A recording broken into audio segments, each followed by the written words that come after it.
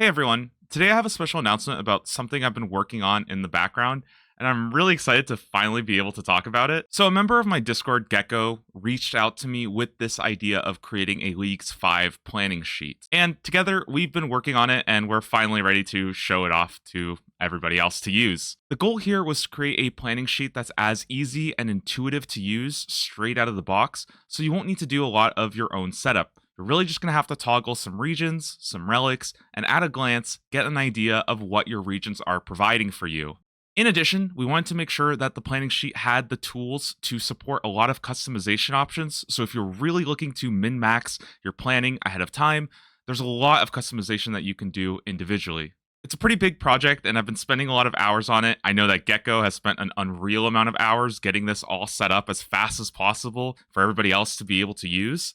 And it is still a work in progress, so the idea is to get as many eyes on it as possible so that you can provide feedback and help us create like the best product for everybody else to use.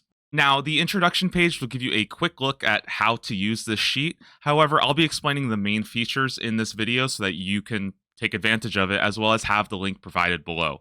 All you're really going to have to do is go ahead and make a copy so that you can make your own edits. And unfortunately, we can't have like live updates to the sheet. So every day we're just going to probably have a big update with the next reveal and any changes that people have provided. And you can easily just come back, refresh the page, make a new copy with the new version that has kind of the updated information and anything we might have missed.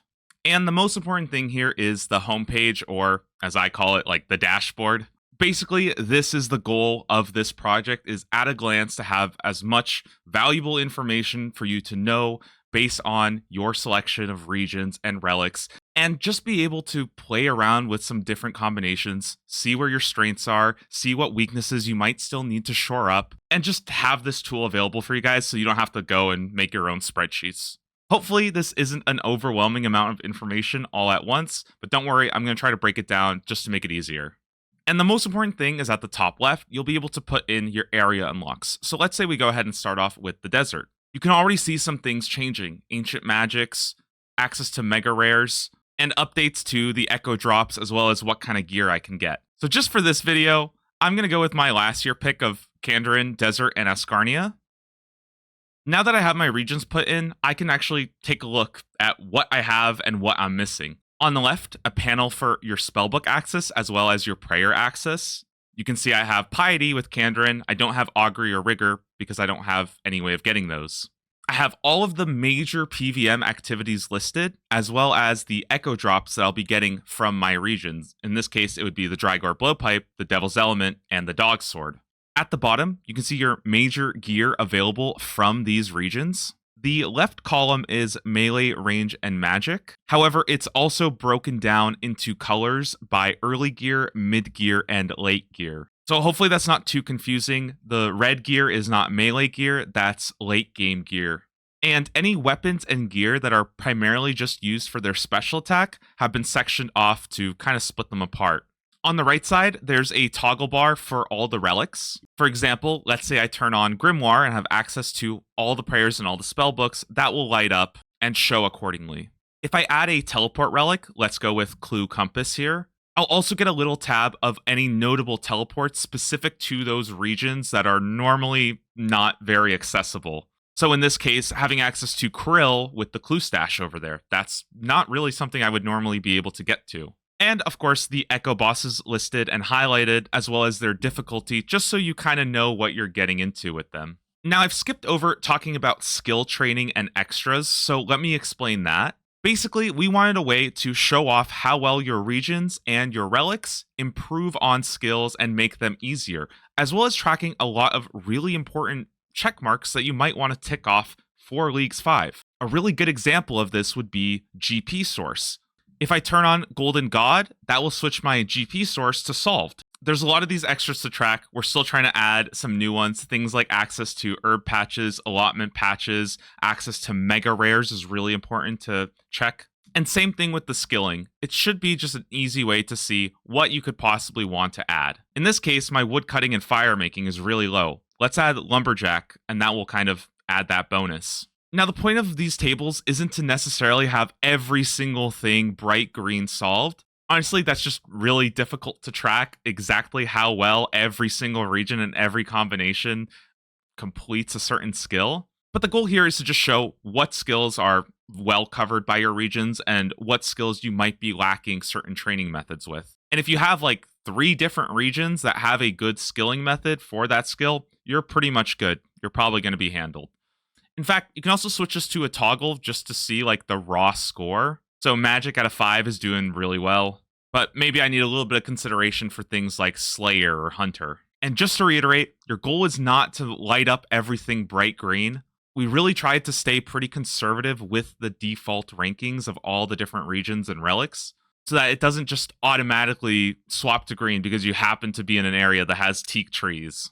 And I also didn't want to count like the default regions necessarily. Obviously, you could train attack, strength, defense, range, and magic. You could do all of that at Scurious, but this should just be a helper to show you the strengths and benefits of your region selections. Now, you might disagree with some of our ratings. We're doing our best to make sure that they're accurate and reflective, but it is pretty difficult and it's subjective too, so I understand that it's not going to be perfect. However, we do have measures in place so that you can manually adjust things if you'd like, and it's really not that bad. Just to demonstrate, let's show an example. Let's say we switch from Kandarin to Mauritania instead.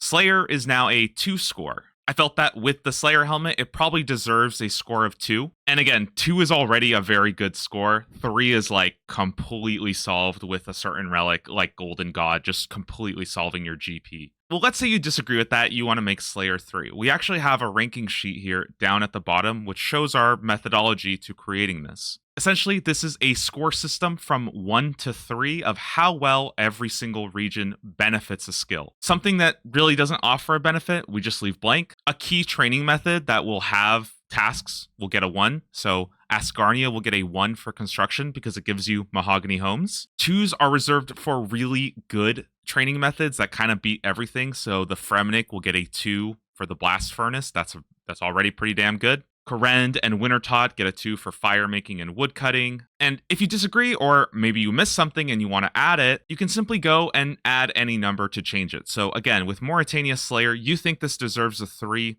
Let's go ahead and change that. And you know what? Agility, you're down to do the Sepulcher. Let's change that to a 3 as well, because you are just very confident that this is going to be your primarily, like you're going to do this all the way to 99, right? Now, when I go back to the homepage, you can see that my Slayer has been solved and my Agility has been solved as well.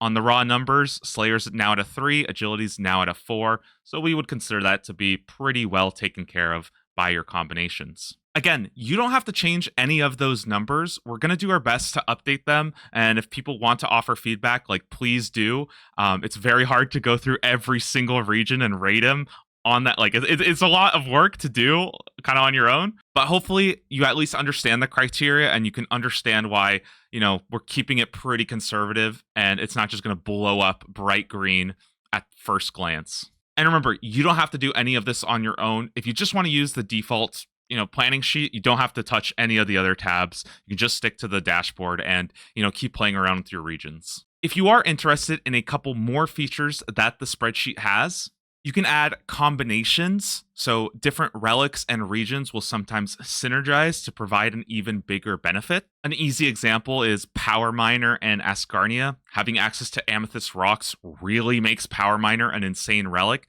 and then that's going to buff the essential bonus that you're getting from these two. You can also add any gear and weapons that you'd like on your own. We may have missed something, or maybe you're just trying to track very specific pieces.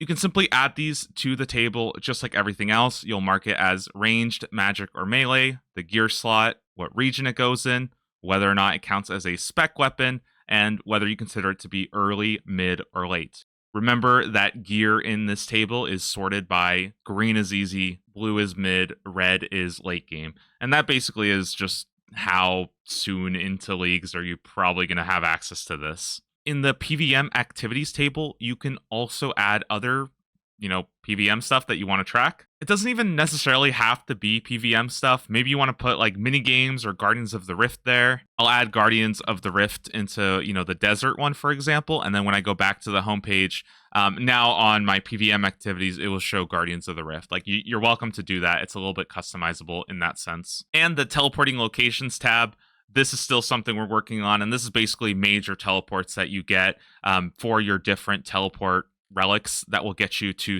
very specific locations that will significantly boost things. So again, things like the clue compass can get you to Zulra, they can get you to the Death Altar, and you'll be able to track that with the notable teleports tab back at the dashboard. And really, those are the main features that I wanted to go over. Again, don't worry about the customizable stuff if this seems confusing to you. You really can just interact with this homepage, mess around with different stuff, and just see what works and what doesn't. And if you run into any issues that you'd like to bring up to us, please let us know because, we are trying to make changes as much as we can. I've opened up a channel specifically in my Discord that is just for feedback for this planning sheet. And Gecko's going to be going through that as soon as they can, making updates.